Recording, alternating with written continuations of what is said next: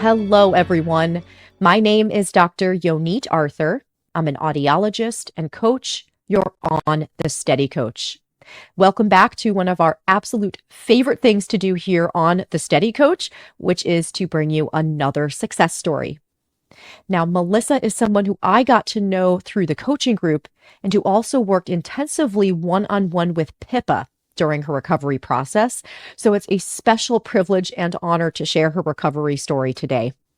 Melissa's symptoms started in 2023 with a case of vestibular neuritis, which means that she had inflammation in one ear that led to a permanent decrease in the function of that ear. In this case, that decrease in function specifically affected the vestibular apparatus, or the balance system in the inner ear, and the vestibular nerve, which means that, again, Melissa has a permanent change in that ear. You may have also heard this referred to as vestibular hypofunction, vestibulopathy, unilateral weakness, one-sided weakness. This has many names, but it all basically means the same thing.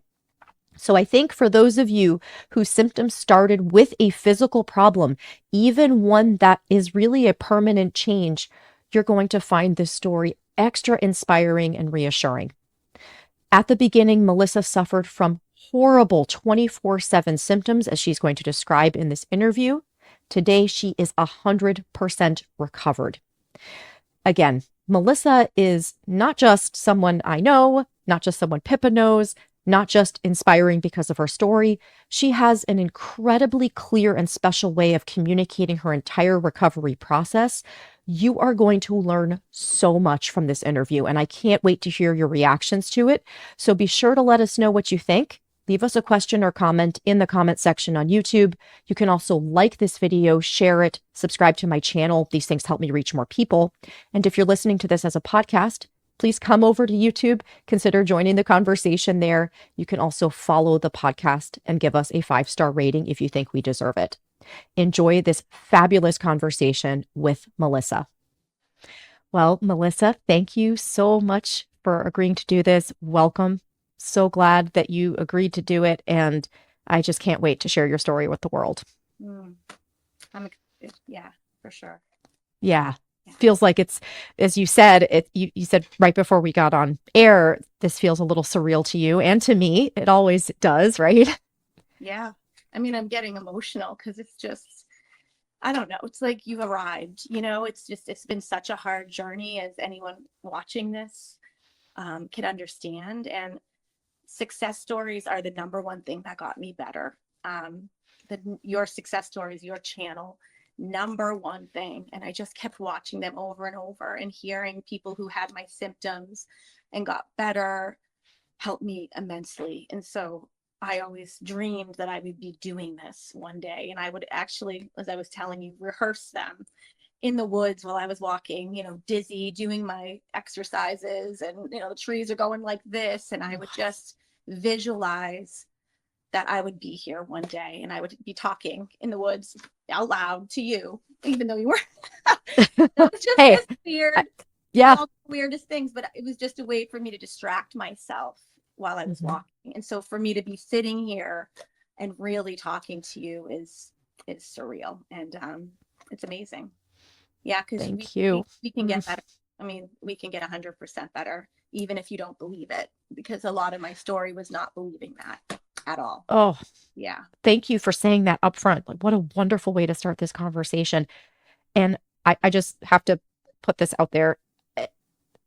The success stories, I think, are the most important thing that I do, period. Yeah. And because when I started my channel, there were no success stories about PPPD or MDDS or vestibular migraine. There was just nothing. You Googled it and it was like, nope, no one ever recovers. And it turns out that is completely not true. And so it's no matter what happens, my plan is to just slowly and just with a lot of careful, long-term grinding kind of effort, I'm going to just accumulate hundreds of success stories, so that any time someone Googles one of these types of symptoms, the first thing that pops up is all these people who got better from them. That's my big goal. And now I want to hear your story. So okay. I want to know how things got started and when. Okay. Yes. So it was a, beautiful November day in 2023. I know the exact date, like most of us do. It was November 27th, 2023. It was a Monday, and usually I have Mondays off, but that day I had packed in a million things, as I often did. The old me was overscheduled and never said no and worked, and pleased everybody else. And I had an appointment for myself in the morning. I woke up fine. I am a lash artist. I do eyelash extensions, so I stare at small things all day. So I took a client.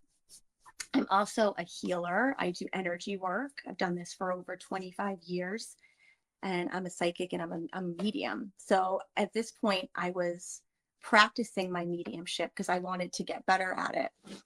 And I had a practice mediumship, on Zoom, just like this. And it went really well. And I was so excited.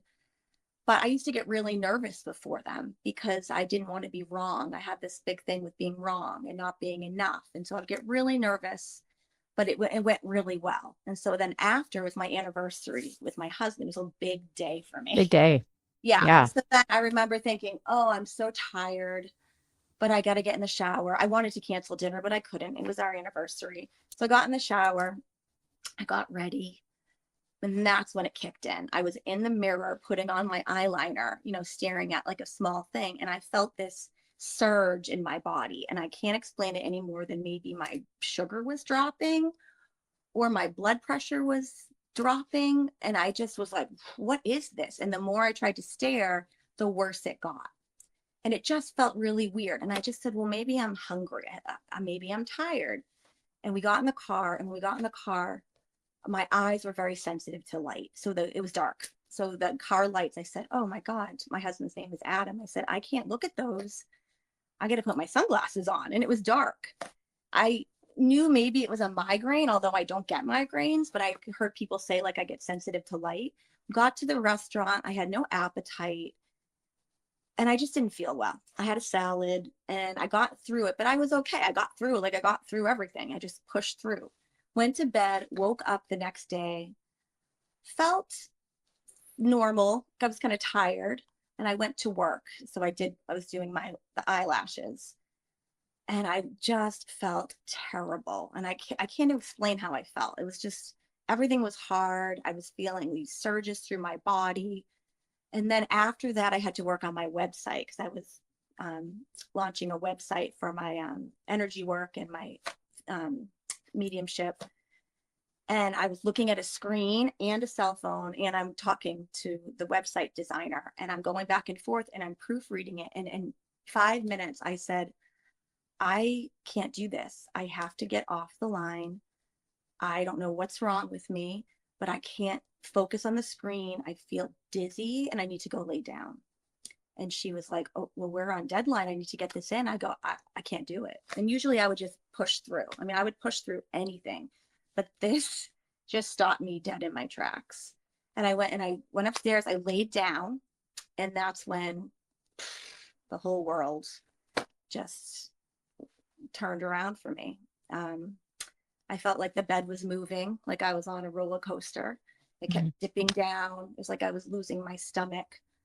I couldn't understand it. I got up. Nothing ever spun for me. I never spun, but everything just started going like this. It just felt like I was drunk, and I didn't know what was wrong with me. And my body was surging. When I tell you surging, I was vibrating. My glutes were vibrating. Everything was vibrating. And I'm like, am I having a panic attack? Never. And I've never had a panic attack. Is this a panic attack? And then I was determined. I just thought my blood pressure was dropping. So I made my husband go to CVS and get a blood pressure cuff. Because I was like, that has to be it. I'm having some like blood pressure issue. My blood pressure was fine. And then, so that was it. And then I noticed that my hearing opened up. I could hear everything. I could smell everything. It was like my system just went so hyper vigilant. I didn't know that word at the time. I learned that through you. And that's how it started. And it never stopped for maybe 5 months. It was 24/7. But I'll tell you what I did. So the next day after that initial, and I don't even know how I slept, to be perfectly honest. I don't remember, but I knew it was terrible. The next day I got in with the eye doctor on an emergency. So I was vibrating, everything was moving, but my vision went out. Like everything was blurry. It was like I had grease in my eyes and I couldn't focus on anything. Screens were hard to look at. Um, Everything was hard to look at. Lights were hard to look at. So I went to the eye doctor. I was like, something's wrong with my eyes. Normal. They said, you're fine, normal. Then 2 days later, I went to my primary care. She said, you probably had labyrinthitis, which you know what that is, and gave me motion sickness medicine, which made me worse. It made me speed up and it made me worse.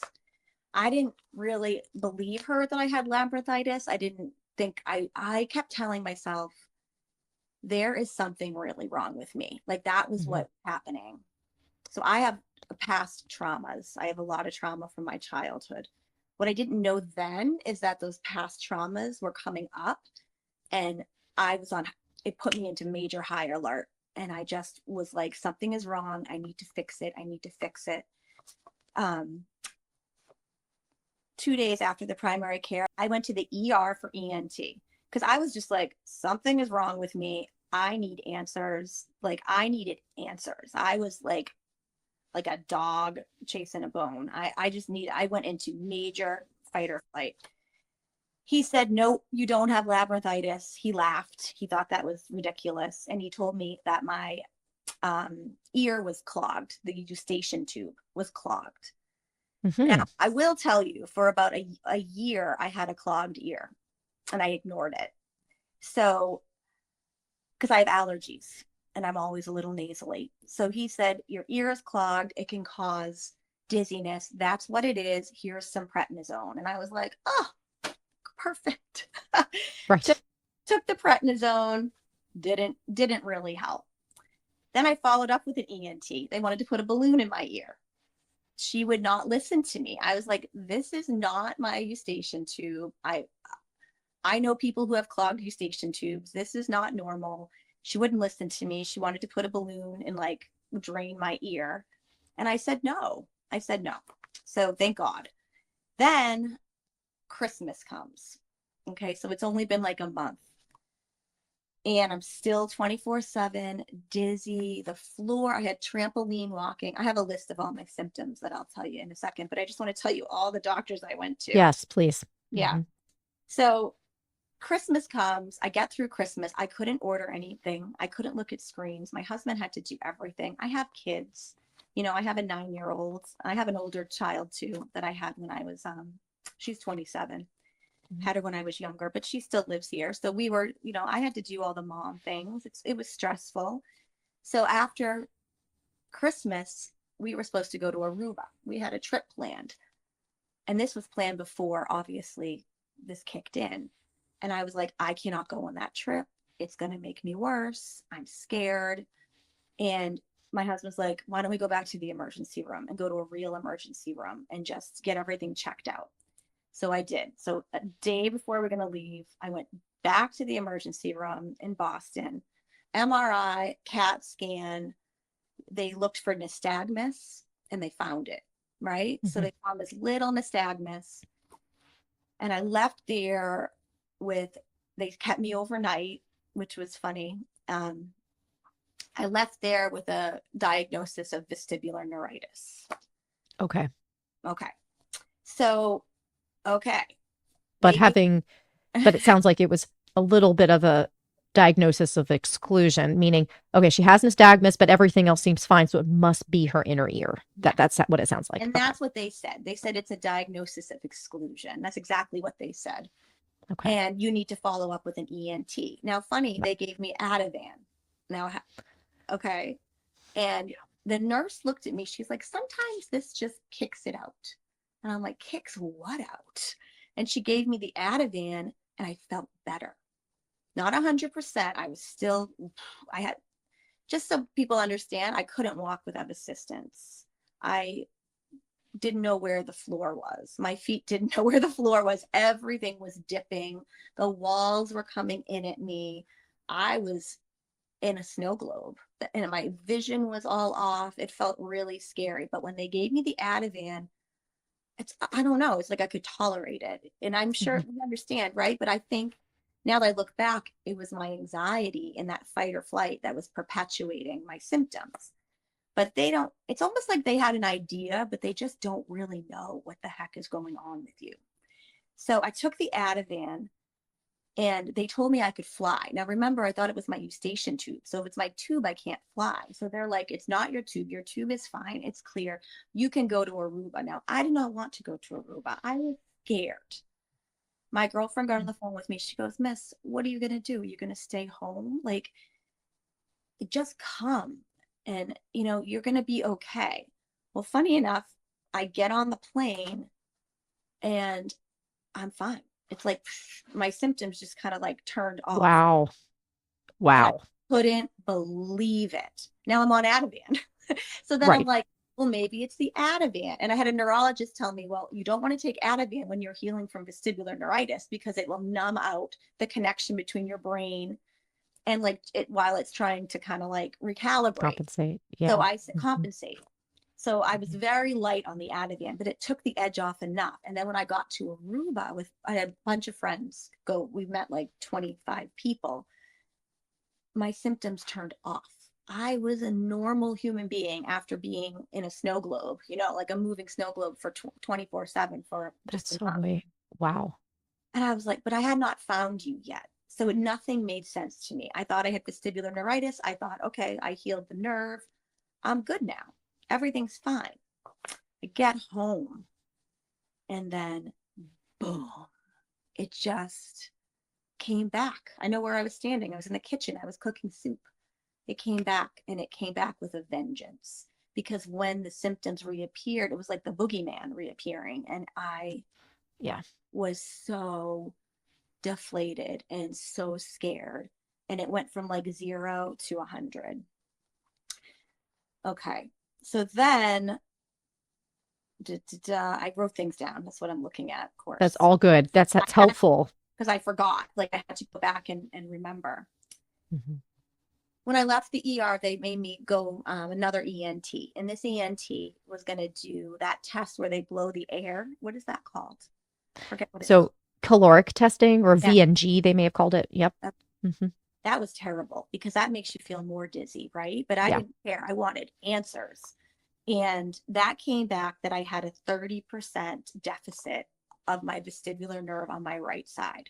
So Hmm. I think that's what I had.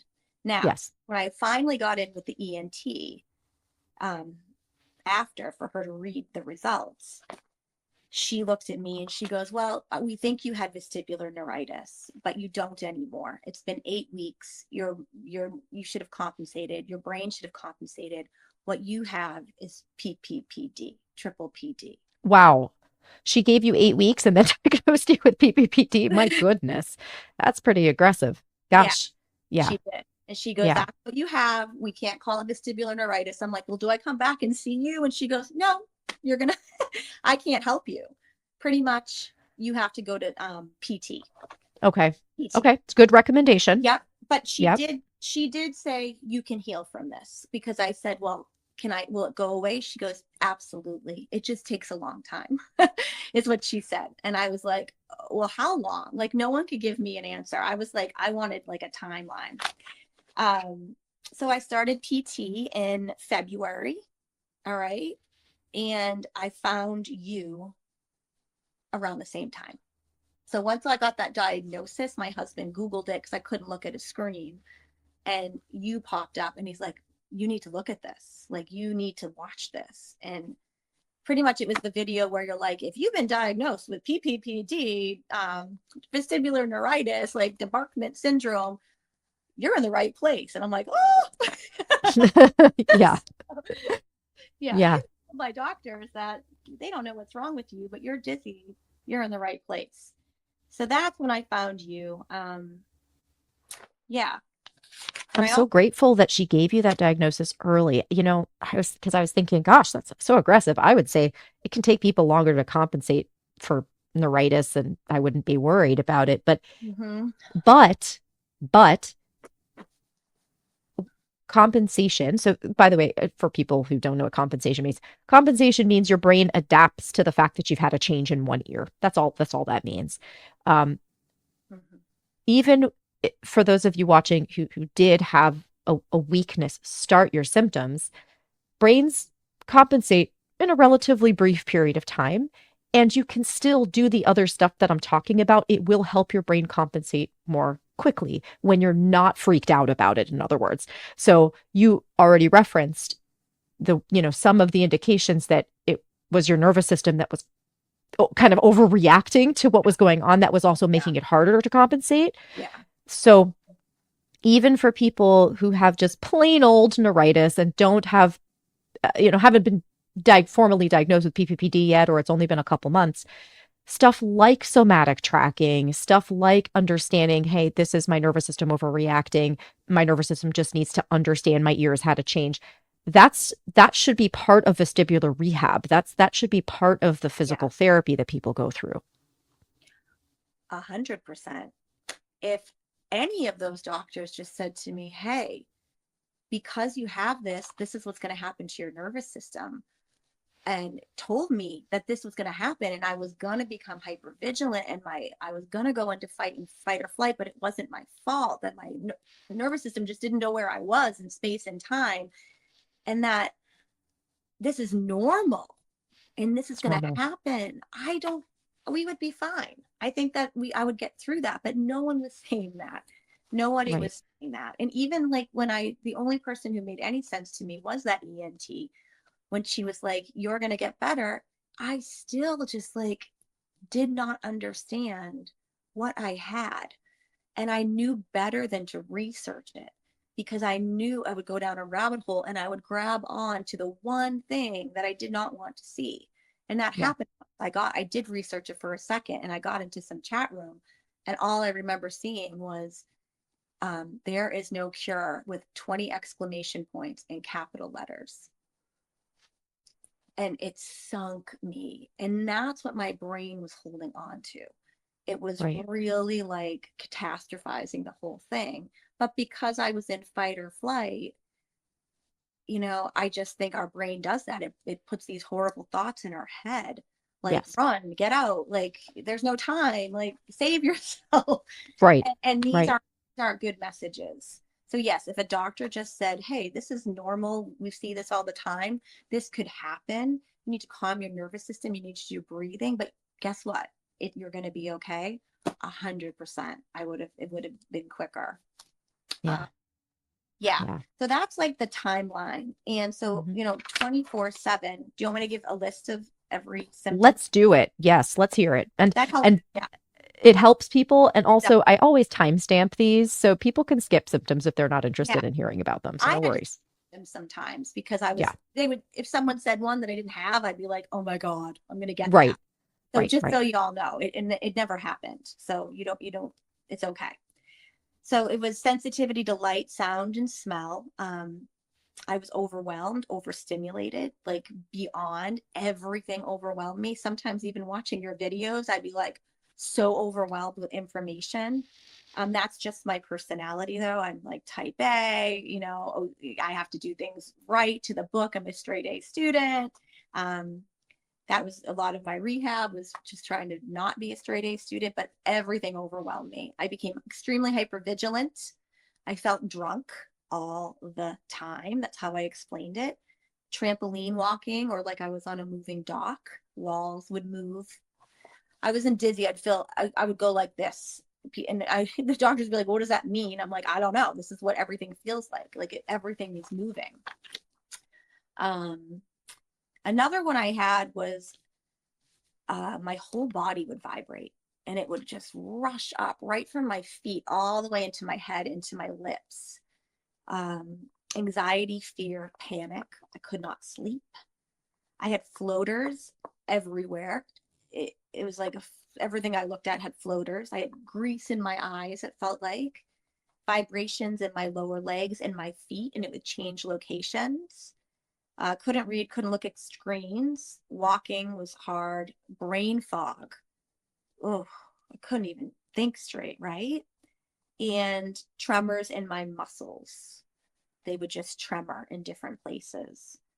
And I'd say like the last to go was the dizziness that pretty much turned into a slight lightheadedness at the end. Because I feel like as you're getting better, the volume starts to turn down, right? And so everything gets lighter and lighter and lighter until I just had this like general dizziness.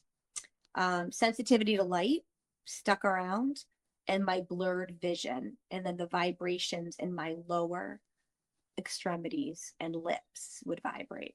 And those were like the last to kind of go.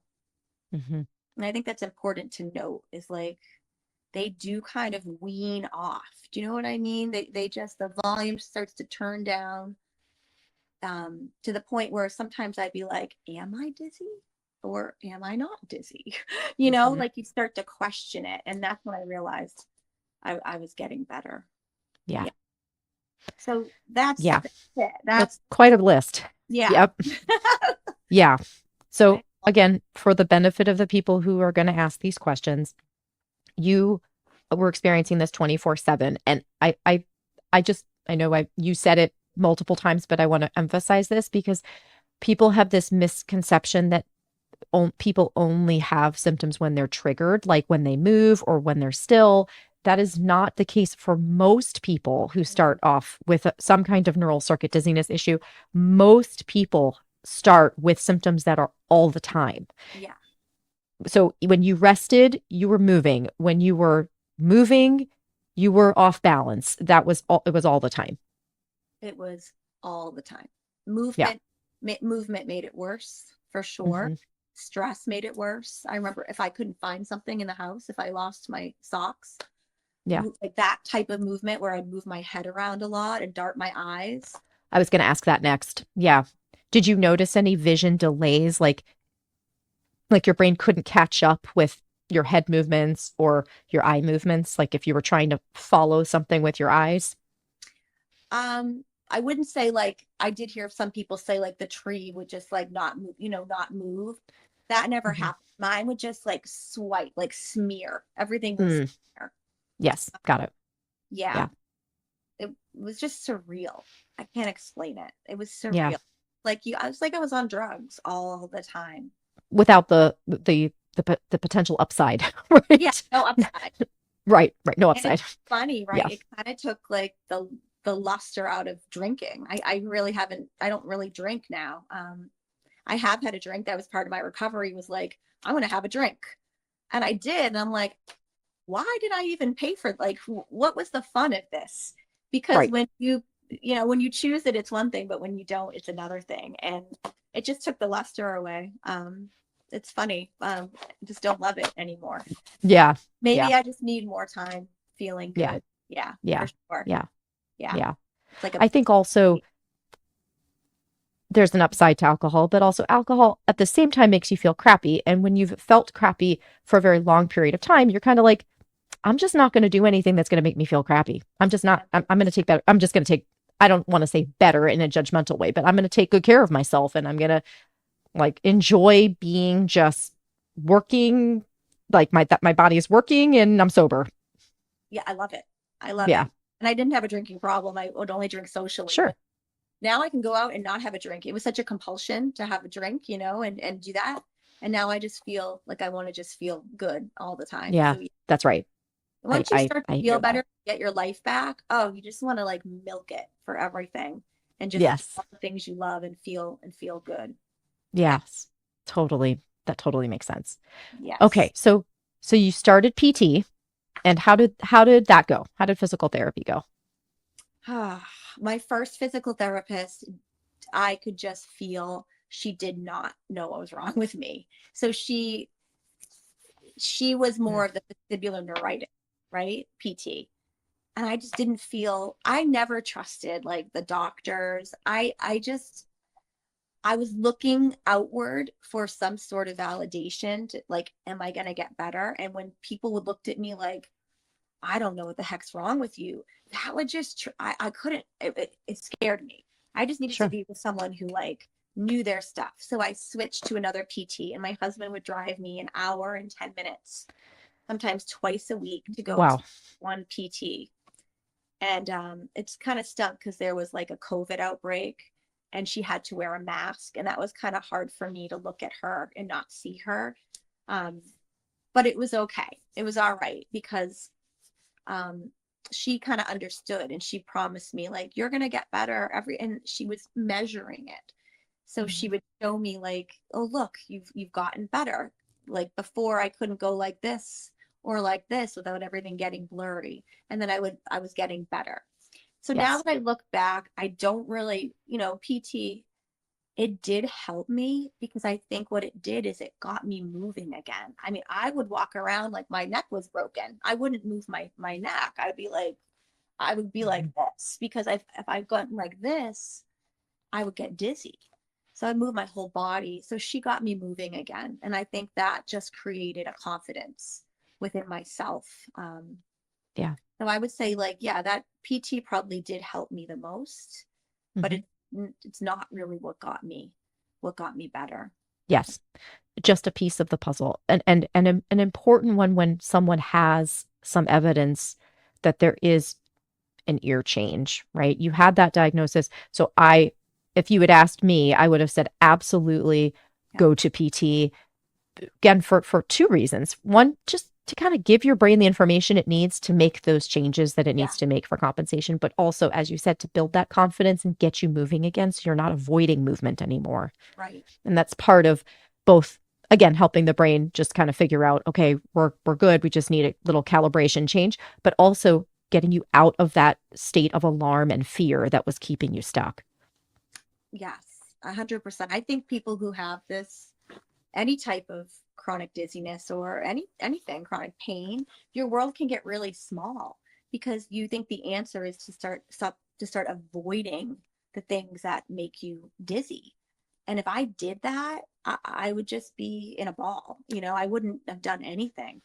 And Right. so, yeah, I think Scary. PT kind of got me moving again. And it said, Hmm. well, you have to walk. And I would take a walk in the woods, and I'd be going like this and like, Hmm. and, Yeah. and just Yeah. trusting my balance. Like she would test my balance a lot. And she'd be like, look, as off kilter as you feel, you just caught yourself. You can trust your body. So it's like trusting your body that I think when you get chronic dizziness, you feel like you've been hijacked, like Totally. completely hijacked. And learning to trust my body again was a big deal. Totally. Yeah. Yeah. So a few minutes ago, you said, but the PT was a piece, and then there was more stuff that you really attribute your recovery to. So what else were you doing, or what else did you start doing? Um, okay. Yeah. I think there's so many things that I did. So first of all, I just want to say there's no one road to recovery. I think this is so important. I would used to watch these success stories, and one girl was like, I did yin yoga and it got me Hmm. better. And Hmm. I was like researching yin yoga, trying to find a yin yoga studio. Right, right. Like, so sometimes we can get caught up on what other people did to heal, but I just realized that it is such an individual journey, and you can try things, but if they're not sticking, let it go. Like if you're doing it just because someone said it to get better. I mean, I'll tell you, I'll start with this. I ordered books I didn't read. I joined your program that I paid for and I didn't finish. I did so many things. I started acupuncture that I didn't finish. I did a lot of things. I said I was going to join a support group, which I did, and I never talked. And then I only went once. So you don't have to do these things to get better. And I still got better. Um, the number one thing that I did was change my mindset. So I think that I believed I was hijacked and my brain was working against me. And I said, oh my God, something's wrong with me. So these constant repetitive thoughts that I was not even aware of were just taking over me. And so I had to get really clear on the fact that my brain loves me so much that it was like in helicopter mom mode. Now I'm a mom, all right? And so I understand how I am for my children. If I thought my child was in danger, I would run through fire to save her. Okay. I wouldn't even think twice. And if I continuously thought she was in danger, I would need her to constantly, calmly reassure me over a long period of time before I stopped. And so when I started to look at my brain as more like the helicopter mom or like a good police officer doing a wellness check, I was like, okay, I can get behind this. Because when I thought I was just being hijacked and that I was broken, that kept me really stuck. So I was telling Wow. Pippa, I was telling Pippa, this is how I thought of it. I thought like, okay, every time I would start to feel my sensations or they would start to go up, because a good day when I was 24/7 was when my sensations were maybe at like a level 5. Okay. That was a good day. When they would start to creep up, I think I would internally panic. I really would. Now, my old coping mechanisms from my, childhood, and I had some childhood trauma, and I did emotional work with Pippa, which we can talk about because that really helped too. I would just run from these feelings and not deal with them because that served me. So when you're young and you have trauma, dealing and feeling your feelings is not going to help you, right? No, you just have to like push through, move on. So when I would be getting my symptoms and they would be going up, I would pull away from them and it would create such a tension in my body, such a tension. And it would inevitably make things worse because what you resist persists, right? And so it would just get worse. And I couldn't figure this out. I felt like, how am I going to get better if I'm, constantly not feeling or I'm scared, so all these questions. And what I kind of came to the conclusion of is like every time I felt an increase in my sensations, I would think of it as like a visit from a police officer, like a wellness check, and they're knocking on my door. Okay. So either I can hide and act like, or I could run. And what happens if an officer comes to your door and you don't answer or you run? Tell me what they're going to do. They're going to Right. call for backup. They're going to break down the door. They're going to break it, so that would be your symptoms going up. And I finally realized this officer or this helicopter mom loves me and wants the best for me, but it's making a mistake. But if I don't answer the door, they're going to think the mistake is true, that there's something wrong. And so it's the response to your symptoms. So if the officer is my symptoms, I have to respond by opening the door and saying, come in, come closer to it and say, I don't really want you here, but come on in. And either I have to sit with it and be with those feelings, which is kind of like somatic tracking, or I just say, you can sit here and you can be here, but I'm going to keep doing what I'm doing. I'm going to keep cleaning the house because there's no big alarm here. I'm just moving around. There's no need for these symptoms. There's no need for you to come check on me and up the symptoms. And so every time I would respond and open the door and say, come in, and not be frustrated, not be angry, and just say, hey, you can be here. I'm just going to keep living my life. I'm going to go out with my friends. You can come. You can see that everything's fine. Eventually, the officer will leave and say, okay, there's nothing to see here. And that signifies like the symptoms or the sensations going down. Or maybe they stay the same. It doesn't matter. But every time that officer comes back, I had to respond the same way. But I had to remember this part of me loves me. They're just making a big mistake. There's a huge misunderstanding here. You don't need to be creating symptoms because I'm cleaning the kitchen or because I'm Right. going for a walk. Like we're good now. So I think that What an amazing metaphor, by the way. I'm okay. listening I'm very thinking closely. God. Yeah, it's just Oh, wow. Just a great metaphor. I hope people, I'm sure people listening to this, some of them are going to be like, oh my goodness, that is so brilliant. I'm going to start doing that. Can I ask just a logistics question? Because I know someone out there is also thinking this. When you have 24/7 symptoms and the police officer is constantly knocking on your door, how do you, like, logistically, how do you spend, like, do you have to think about your symptoms 24/7 and like welcome them 24/7? Do you only do that at certain times? I have answers to this, but I would love to hear how you do it, how you did it. Okay. In the beginning, this was impossible. I just want to state that. It was really hard. I think we all have to go through the process of just being a mess and scared and crying. I mean, I would sob in my room and just sob and sob and sob and sob. Before I started to realize, wait a second, I can do this. Like I can give myself what I need, and talk to myself in a way that nurtures myself, that says, Melissa, it's okay. You don't have to be scared. So in the beginning, I didn't have that. And I would just sob and I would listen to you. My husband would come in with my phone and say, hey, maybe you want to listen to Yoni or Dan. Like I would listen. I found him through you. You did a story with him. Yes. And so Dan Buglio, is that his name? He helped me too. He would just simplify things. So I would sit and I would cry and I would sob and I would listen to you and then I would feel better. And I noticed a correlation between crying and then feeling better. So in the beginning, that was really hard. I'd say the whole idea of the brain loving me and dealing with its visits was probably later in my recovery when I would feel better when I would have dips. Yes. Okay. Excellent answer. Yeah. In the beginning, no, I was really in a bad place, and I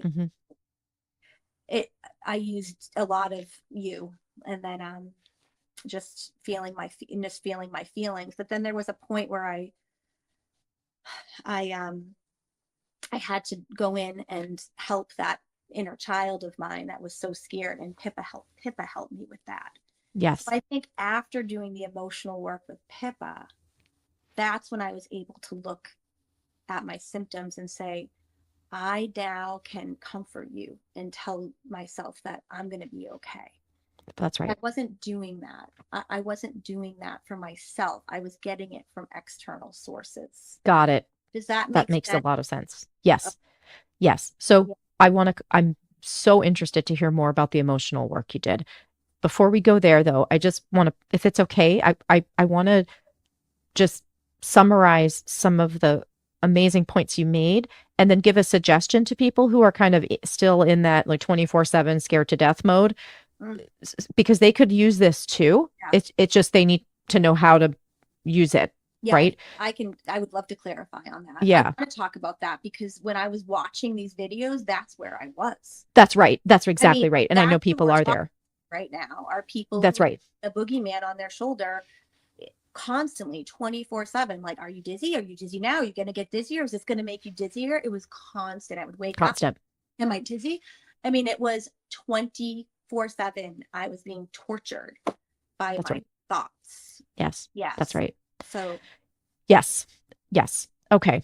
So this idea of welcoming, and can you just, the metaphor you used was just so good. At the very beginning, when you're feeling them 24/7, and by the way, let me put this out there before I even say what I was going to say. Day one is the day that you realize you have neural circuit dizziness. So day one is not the day your symptoms started. Okay. So if your symptoms started 5 years ago and you're still in a total panic and now you realize you have neural circuit dizziness, your day one is today. So I want to put that out there to people. So if you're like, but I've had it for 5 years, I'm still panicking, your day one is now. So, yeah. Okay. I love that. Now that I've said that, yeah. I don't think I've said that enough. Yeah, I love that. That's right. It's like, you haven't had it for, well, you've suffered for years. You've suffered for a long time. Day one is now. I like day that. one is now. Yeah. Day one is now. Yeah. So then however long it's been, if you're in that mode right now, you may not have it in you right now to be like, oh, hey, helicopter mom, or hey, police officer, come on in. I'm going to, let you in. You may be it may be way too terrifying to get to the point where you're welcoming. Even like slightly less avoidance, like slight grudging neutrality is a great place to start. Like, I don't like this, but for like the next 30 seconds, I'm going to just not try to run away from the police officer, or I'm going to try to not run away from the helicopter mom. And not running away means this is scary, and I'm just going to breathe and not fight the symptoms just for 30 seconds. And what you can do if your symptoms are 24/7, you have options. Option one is to say, I'm going to do this at specific times of day. Okay. So if they're really unchanging, constantly happening, then maybe you set a time 2, maybe 3 times a day to do this for just a few minutes. Or if you have your symptoms 24/7, but they go up and down, because most people's symptoms do, they go up and down, you can plan to do this on the ups when things are scary, if you're able to, or if that's too hard, because they may just totally hijack you when the symptoms are really high, you can do it when they're lower. So that's an option as well. So again, just find, like, any of those methods work. You're just trying to get your brain a new way of relating to the symptoms, new way of relating to the vigilance or that sensitivity in your nervous system. And it doesn't need to be 24/7 if your symptoms are 24/7. Yeah. You just need to give your brain, like it's kind of like if you were trying to learn how to ride a bike. You're not going to ride your bike all day. Yeah. You're going to spend time riding your bike, and then you're going to go do something else. And then your brain is going to kind of work on that bike riding in the background. I'm sorry, I'm going off on a bit of a tangent, but I just want to make sure people get this concept. I don't know about you guys, but when I've learned a new skill, sometimes I end up dreaming about it. I don't, Melissa, has that ever happened to you where you learn something new? Like, I don't know, when I was a teenager, I learned to crochet poorly, just might I add, not good at crocheting. But I remember, I'd spend some time crocheting, and then I'd go do other things. And then over time, or snowboarding, I learned to snowboard when I was in my late 20s. And that was a fun experience. Yeah, it's not easy. Yeah, but you start dreaming about it, like, as your brain's processing it, because your brain's doing some of the reorganization and the neuroplasticity, the rewiring in the background between the times that you actually practice the skill. So that's what I'm trying to get to here with my long story. If you have 24/7 symptoms, you don't have to track all the time, because your brain's doing so much work in the background, and you remind yourself of that. When I do this, I'm giving my brain something to chew on, something to work on between now and the next time I do it. Yeah. Okay. Thank you for letting me just go off on that giant tangent. Fine. Yeah. It's hard when you're recovered to kind of like remember that, and I was not, this was later when I was like, whoa, wait a second. Every time my symptoms come back, because I would have dips, just shattered me. Dips really did. I would be like, I'm flying high, I'm good, I'm normal, and then boom. Yeah. Right. And and they would shatter me. And that was like a lot of my belief with failure I had to work on, and what that meant for me. But coming back from them, that's where that real officer story really helped me. It was like, oh, you're here again. Oh, great. Okay, come in. I know you love me. I know you're just checking, but everything's fine here. And some days I'd have to sit with him and cry, because I'd have to feel my feelings. And some days I'd be like, I'm not having this today. I'm going to keep doing what I'm doing. And you can sit and you can be here, but I'm going to go on with my life. And that was having symptoms, right? So having the bravery to do what you need to do, go for a bike ride, go for a walk, go out to dinner, go shopping, clean the house. Even while having symptoms is hard. A part of me wanted to lay down, but sometimes we just have to keep going. In the beginning, when I was just trying to figure it out, somatic tracking helped me the most, although it confused me a little bit. But now I understand what it is. Simply, it's just allowing the symptoms to be present and not judging them, being curious about them. And it was hard to be curious about something that I absolutely detested, that I absolutely hated, that I feared more than anything. I wasn't curious. I didn't want to be curious. But when I would listen to your video on it, I noticed something happen. And I noticed for a second, I wasn't so focused and scared, but I was just observing them. And that was a different point of view. And I think as you get better, it's so hard because the volume, I guess, just turns down. And then you realize how I knew I was getting better is instead of thinking about my symptoms 24/7, which I did, I would wake up in the morning and I'd be like, am I dizzy? How dizzy? Oh, I'm dizzy. I'm definitely dizzy. Is this going to make me dizzier? Oh God. Oh God. Like dizzy, like constant boogeyman on my shoulder. So when we have that all the time, I just like lost my point. But what was I? Yeah. Yeah. Well, you were saying that over time, you said your symptoms Oh, tapered, and also the yeah. focus on symptoms The focus. also starts to taper. So at one time I realized, oh look, I got busy doing something. I forgot what it was. It doesn't matter. And I realized I was focusing on the project and not my symptoms. And I went, ooh, I just went 10 minutes without thinking about my dizziness. I actually forgot I was dizzy. And that was such a freaking win. Even it, Yeah. or it could have been 2 minutes. It could have been 30 seconds. And then the Yeah. time kept going up where I'd That's find right. myself in an activity and I would forget that I was dizzy. And I was like, this, I think, this is recovery. This has to be Yes, recovery, absolutely. and focusing. And then it's like, okay, let me grab onto things that I love.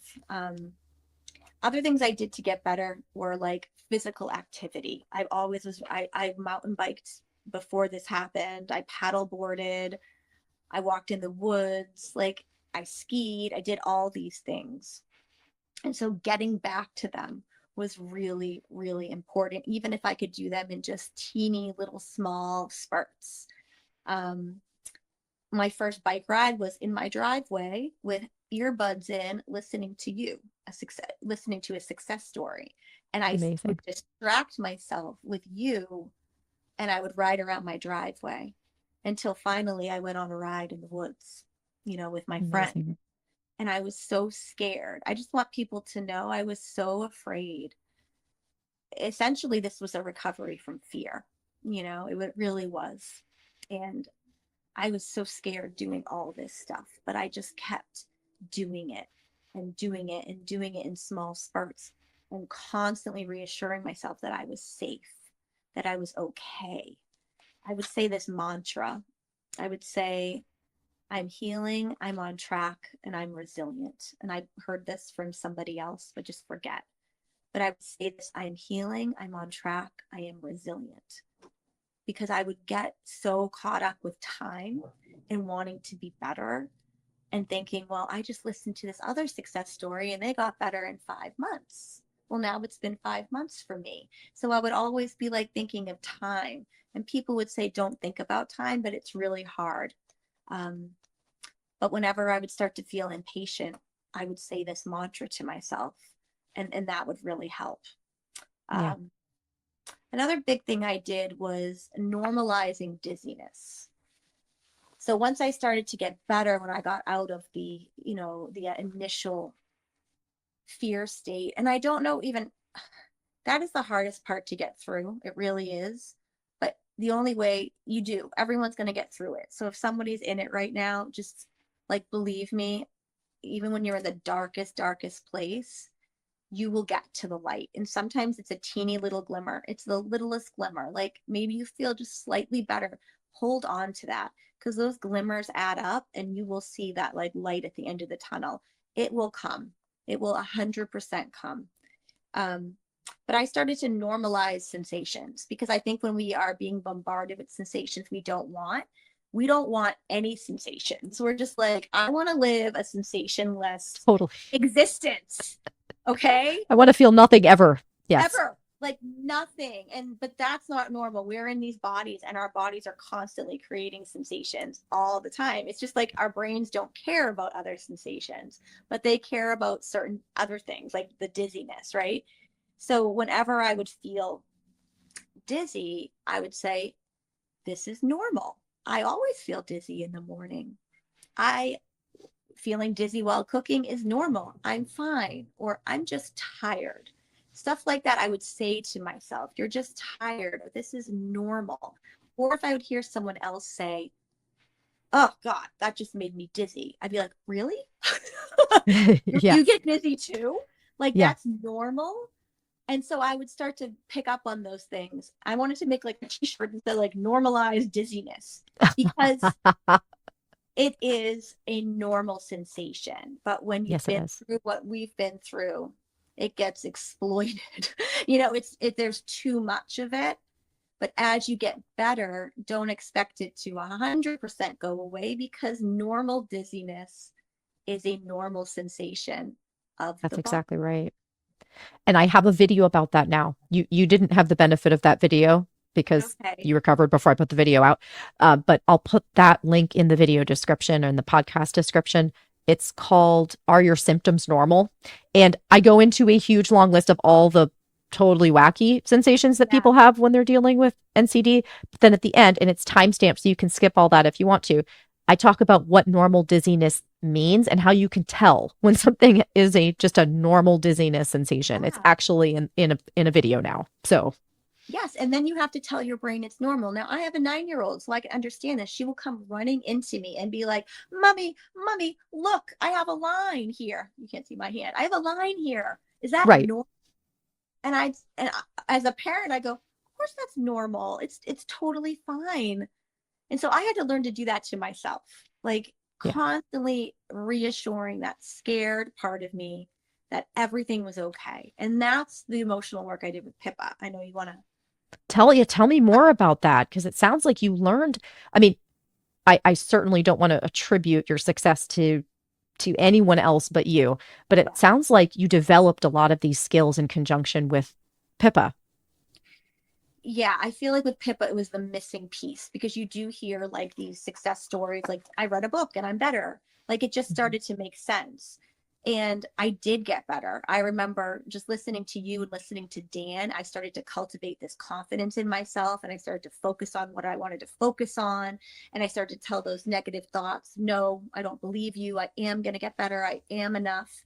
And that worked. I started to get more confident and my symptoms started to kind of like go down. And I was like, all right, I'm on to something. And then I felt fine. And then boom, I remember right after my daughter's birthday in June, it just came slapping back. And I would have the biggest problem with these dips. That's when I got in touch with Pippa. I was on a wait list and it was like the stars aligned. And Yeah, you came up on the waiting list right around then. That's just yeah. right. Yeah. And so I got in with her and she caught me at a very low time. So even though I had been, feeling better, when I would get a dip, I would dip low. I'd feel like everything I just worked for is gone. I would have Mm. these like just horrible thoughts. And I didn't even recognize myself talking to her. I was so defeated and so deflated. And I didn't even know what we were doing. I didn't understand any of it, but I was like, whatever, I'll try. And so she would catch me on a day where all the time, because it was 24/7 again, that dip lasted for 3.5 months. And it was because the missing piece was the emotional work. So it was like, yeah, I changed my belief system and I understood everything, but I was not attending to the part of myself that was scared. I was using that old coping mechanism of just Pushing moving through. forward, pushing through. And it worked, but it didn't stick. It didn't stick. So with her, she would say, okay, well, how are you feeling right now? And I would say, well, I feel scared. I feel stuck. I feel immobile. I feel like I'm never going to get out of this. And then she would say, okay, well, when in your life did you ever feel like that? Like, can you think of a time in your life that you felt just like that? And I was like, close my eyes. And I said, yeah. I said, when I was little, like pretty much my entire childhood. And she just took me back there and I had to kind of rescue that little girl. And when I tell you, I'm not a big crier, like, and that's what got me through my life was just plowing ahead and not feeling my feelings. I would sob, like ugly sobbing with her. And that was hard for me, but it didn't matter. It was like all ready to come out. And I would have to go find that little girl and have her stick up for herself, I guess was really what it was, and give her a voice and be brave enough to go in there and rescue her, because my inner child did not trust my higher self, if that makes any sense. Absolutely. Okay, so even when I would be like, you're okay, everything's okay, it was falling short. It was just kind of like not hitting, because I had needed to go in and do that work and give her a voice and go get her and take her out of that horrible situation. And you've said this before, is like, healing is not really, it's about relating to yourself in a new way. And I never understood what that meant. I was like, what does that mean? Like, how am I going to get better? Like, holy crap. Like, do I need a lobotomy? Do I need to change my entire personality? Yes, I get that question too. Yeah, like I can't be type A anymore. I can't be anything. So there was a lot of shame about my personality type and all that. But you don't have to change anything. You just have to change how you relate to yourself, and you have to be more compassionate, and you have to treat yourself like a beautiful little child. So pretty much I had to treat myself the way I was never treated in childhood. And I started to do this, and at first it felt really uncomfortable. And the more I did it with Pippa, I felt better. I can't say my sensations got better, because they didn't in the beginning. But then I was like, well, whatever. I mean, at least I'm healing myself. But then eventually it catches up. It really did. And that was the missing piece. So now, I don't know. It's like, I'm okay. Like I can be there for myself. I can comfort myself.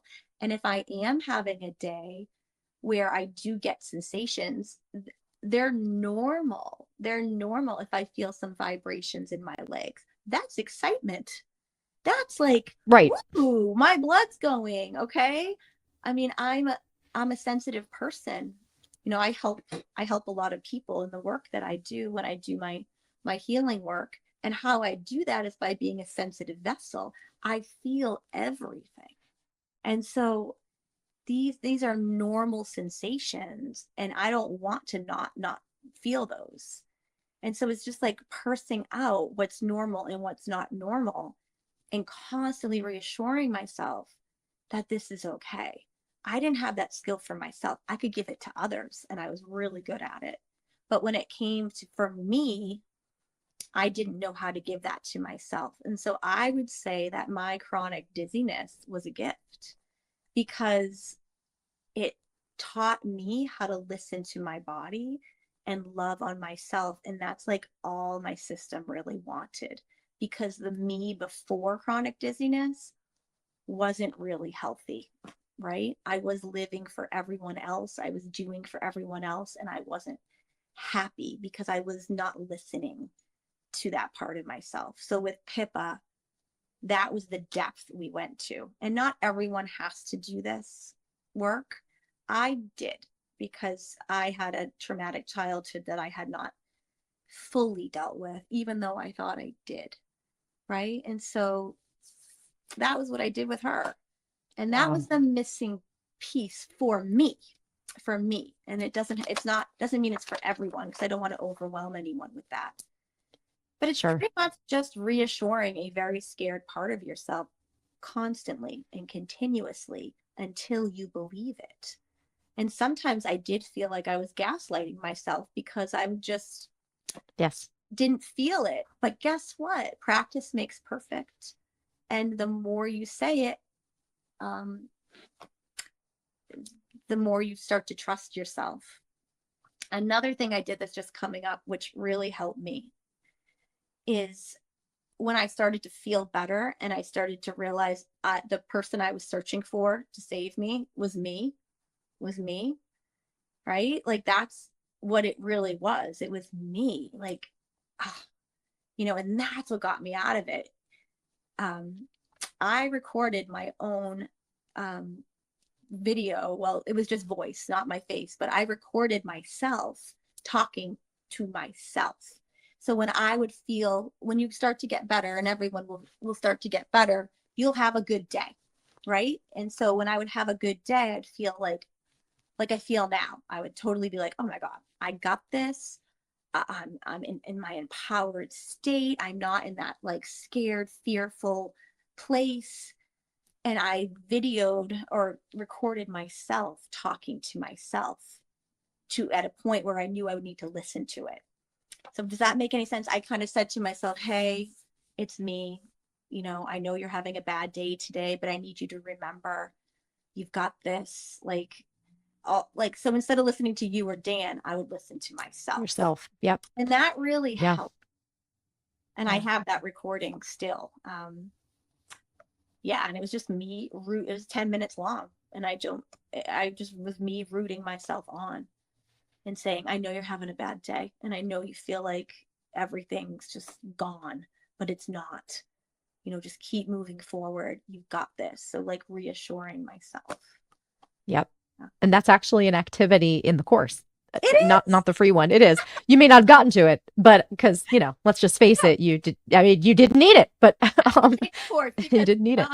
I don't know. I just went with what I wanted to do. And yeah, but you can get better not taking the course, and you can just figure it out yourself. Yes. The course is simply there for people who want structure or need the structure, and not everyone needs it, obviously. I mean, and I don't, that I do it. I don't know why. I just feel like I was so resistant to so many things. And I think it was just me trying to control everything. But and you were dealing with a lot. I'm not in any way hurt by it. I don't care. I mean this in the most generous way possible. I do not care how people get better. I mean, I care deeply, like tell me about it so I can share it with other people. But I am whatever works. I mean, whatever works. And as you hear from your story and from everyone else's story, it looks different every time.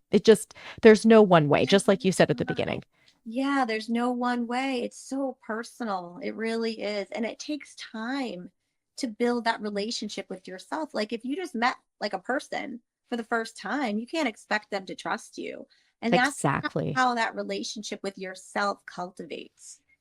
Mm-hmm. Truly, it takes time. And it's like this unraveling of self. And I mean, I'm different now than I used to be. I don't fly off the handle like when I get angry. I notice that when stress happens or stimulus happens, I kind of just go, like it doesn't affect me like it used to. And so there is like a whole changing of self, but it's very natural. It's very organic. It really is. Yeah. Yeah.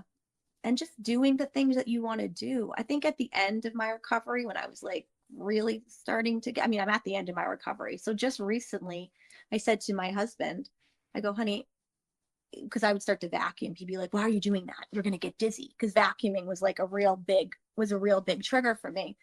He's like, why are you doing that? You're going to get dizzy. And I'd be like, oh yeah, I shouldn't do that. And then I'd let him vacuum. And then recently I go, don't say that to me anymore, actually. Just like, don't say that word, first of all, the D word. And don't tell me I can't do something. And he's like, all right, babe, well, I was just trying to help. I said, yeah, I know, honey. And it did help me. It helped me in the beginning when I really couldn't do those things. Mm-hmm. But now I can. And even if they make me feel a little off, that's normal. Because he's like, well, that would make me feel a little off because I move fast. That's right. Normalizing that and saying it's okay. And every time you do something that you couldn't do before, it truly helps you gain confidence and get better. So the moral of the story is everyone gets started vacuuming. That's what we're trying to say here, right? Did I say cleaning and vacuuming? Right. That's really the hardest thing for me to do. Those are tough because they involve a lot of head movements and a lot of bending and standing up. Yeah. Yeah. This conversation has already packed so much good advice into it, but I know you may have more written down, so I'm just going to ask, what else would you like to share with people? I mean, whatever other Oh, advice there's or words so of hope. many. Yes. Yeah. I think I really, yeah. So it's like a recovery from fear, knowing that you're enough. Um, I think dips are the biggest thing that I want to talk about, and that they're inevitable. And I don't know. I just thought when I felt better, I thought that was it. I hadn't had a dip yet, and I was like, I got this. I'm good. And then they come, and I remember watching a video that said they will come. And you said that it's very normal, but they would just beat me up. And I don't know if anyone else can relate to that, but when you're Oh, big time. finally feel good and then a dip comes, oh God. I mean, it just feels like your whole world's just been taken out from under you. And it's hard to pick yourself back up and do it all again. But I feel like the more dips you have, the better, because you just get better at Yes. being more resilient. And, my first dip lasted a little bit. It really did. It lasted a couple of months. But that was because I hadn't cultivated that relationship with myself where I trusted myself. Now I really feel like I can't really dip, because if I do dip, it's going to be quick. It's going to be like, oh, honey, it's okay. You have this. And I know what I need, right? I know what I need. Maybe I need more rest. Maybe I'm overdoing it. Maybe I said yes when I should have said no. All these things that I just never gave myself the opportunity to understand. I just kept moving at 100 miles an hour. So dips are normal. Dips happen, but you're still gonna get out of it. Yeah, I just want people to know, like, 100%, even on your bad days, just keep telling yourself this is temporary, and you're gonna get to the other side, and it truly will happen, because And for me, and it happened for you. it happened Exactly. for me, and I just didn't think it would. I just thought I was really negative in the beginning of this. It's hard to see right now, but I was really negative, really scared. Yeah. Yeah. Well, this is also going to help people who are dealing with a dip right now. The timeline you just gave us takes us to kind of fall of last year. Mm-hmm. So where are you at now? How are you feeling now? I feel great. Yeah. In the last month and a half, I've been to Mexico. I went on a retreat. I went in a sweat Wow. lodge. I went to Florida. I had Christmas. I just got home from Rome. We were there for like a whole week in the busy streets, and there's so many people around. Then I got home and I just went to a casino, which was so much stimulation, and Oh, yeah.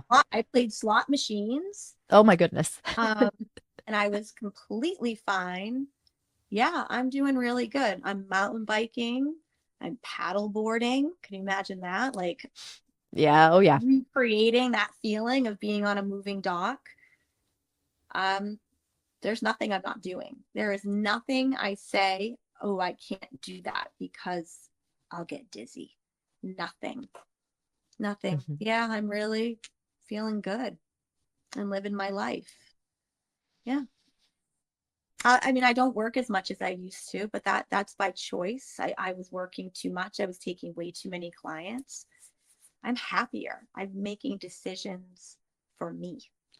My husband wanted me to, lessen my workload for years, and I never would, because I was a slave to my clients. I was a slave to their happiness. Yeah, I'm doing really good. Oh, my gosh. Yeah. But I don't live a sensation-free life either. Like, I have sensations, but they're normal. I had them before. That's I right. did.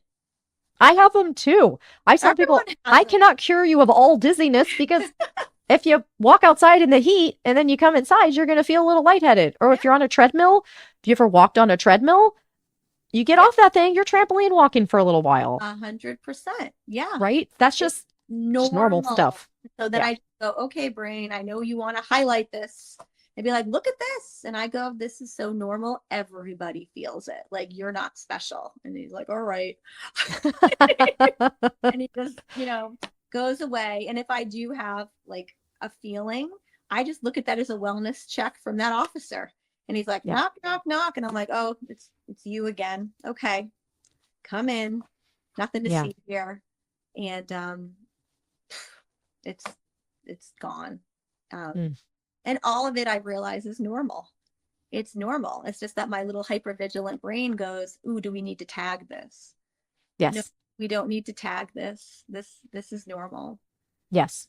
This is And what I want you to know that I check in on people for years after their interviews, and they'll send me a note at Christmas or what have you. And to the last person, they've all said, "Oh yeah, I just don't even like it's just not even on my radar anymore. Like I don't even like I don't even know what to tell you about the last year because it's just, here's all the stuff I've been doing in my life and I don't feel anything yeah, weird anymore." there's nothing to talk about. And that's how you know you're getting better, is like when you're not even thinking about it. You're just back in that normal flow of Yeah. your, and I am in that 99.9% of the time. It's Yeah. truly, and it's lovely. It Yeah. really is. And you know what? Find something you love to do that grabs you when you come out of that dark spot, and you'll get out of that. Start to think about the things that you want to do that you love and get busy doing that. So traveling for me kind of kept me busy because I would think about, packing and having to pack up my kids and what are we going to bring, and if it's a house project, anything that would just keep your mind off of it, that's okay to do. It's okay to distract yourself with life, Yes. right? Yes. That's Yeah. right. I mean, I think that's it. I think I really did touch on everything. Oh, another thing I wanted to say is like you don't have to change your entire personality to get better. Yes. Okay. I am still a perfectionist. Okay. I am still type A. I still care about the way things are. I am still fast paced. I didn't have to change all that. What I did change is my relationship to it and my relationship to failure and not being perfect. Even coming on today, I was like, well, I wrote all this stuff down. What if I don't get to say it all? And a part of me was like, you'll say exactly what you need to say and it will be fine either way. That dialogue I never used to have with myself. It was like all or nothing all the time. So I still like things to be a certain way. I still wrote all my notes. I can still do that and not have symptoms. That's right. So because it's okay no matter what. And so it's just this relationship with yourself, and you don't have to change your whole personality. And I really was in the beginning thought I did. I was like, oh, I just have to be completely different because I have Right. all those signs of why I have chronic dizziness, is people pleasing, type A, all those things. That's right. People pleasing Excellent you can point. change though. People pleasing you can change. That Yes. is like focus on you. But also it can still feel good to help other people. Like Yes. the way I explain this often is when you do something like people please or be a perfectionist or whatever, there's always some element of it just feeling good, right? Yeah. Like Mm-hmm. who doesn't like having like a tidy cupboard or like who doesn't like making someone else smile? Like that's just some of that is Always. good. There's Yeah. always something good. And Yeah. then there's always as well an element of avoiding something uncomfortable. So with people pleasing, it's avoiding letting other people down or being abandoned. For example, there are other things. With perfectionism, it's also avoiding feeling worthless or feeling like you're not achieving what you should. And also maybe people won't like you as much. Again, these are just examples. Oh, yeah. There's always a little bit of that in there, and that's okay. It's just you want a little bit less of that and a little bit more of the stuff that feels good about it. If so, yes, if you are type A and like things just so and are kind of a perfectionist and like to make other people happy, you want to do that just with your eyes fully open about what it is you might be trying to feel and what it is that you're avoiding feeling. Yes. That's it. 100. That's it. It's very simple. Exactly. I think when you can't cultivate your own love and your own self-esteem, and you never could as a child, you do look outward to get that. That's right. And you start pleasing and you start becoming like a validation vampire. It's like, tell me I'm good, tell me I'm good. But that is hard to come back from, because if you don't get that, you fall hard. You fall really hard. And so cultivating that for yourself, where you can tell yourself, hey, you got this. You're the most amazing person. You're lovely. You're going to heal. You're going to get through this. That is everything. And then you don't look for it on the outside anymore. Right. It's still nice to help. I'm in a healing profession. That's what I do. I love helping and I love healing, but I don't need to do that to feel good about myself. Yeah. Mic drop right there. I mean, that's it. That's it. Yeah. You have been such a delight, and I love everything you explained today. You cleared up probably so many misconceptions. Each one of the points that you talked about how you perceived it at the beginning and then what it became. And this is going to help so many people, not just the hope, since you're better and living life and flying all over the place, but also because this is going to help them understand better how to actually use the tools in a way that's workable and makes sense. Mm-hmm. This was such an awesome conversation. I can't wait for people to listen to it. Thank you so, so much for being here. You're welcome. I loved it. This is just such an honor. And again, thank you. Thank you for helping us through the darkness, through the fear. And we can all get better, even if we're still afraid. We just have to keep showing up for ourselves and knowing that we're going to be okay, period. So thank you. Thank you so much. Oh, you are so welcome. You're so welcome. Okay. So big thank you to all of you for listening in. And of course, if you could like the video, share it, subscribe to my channel, drop your questions and comments below if you're on YouTube. If you're not on YouTube, if you're listening to this as a podcast, you can head over to YouTube if you would like to join the conversation. But I would also greatly appreciate it if you could give the podcast a follow, leave us a 5-star rating. These things also help us reach more people. So again, thank you all of you for tuning in. Thank you, Melissa, for being here, and we'll see you next time. Take care, everyone.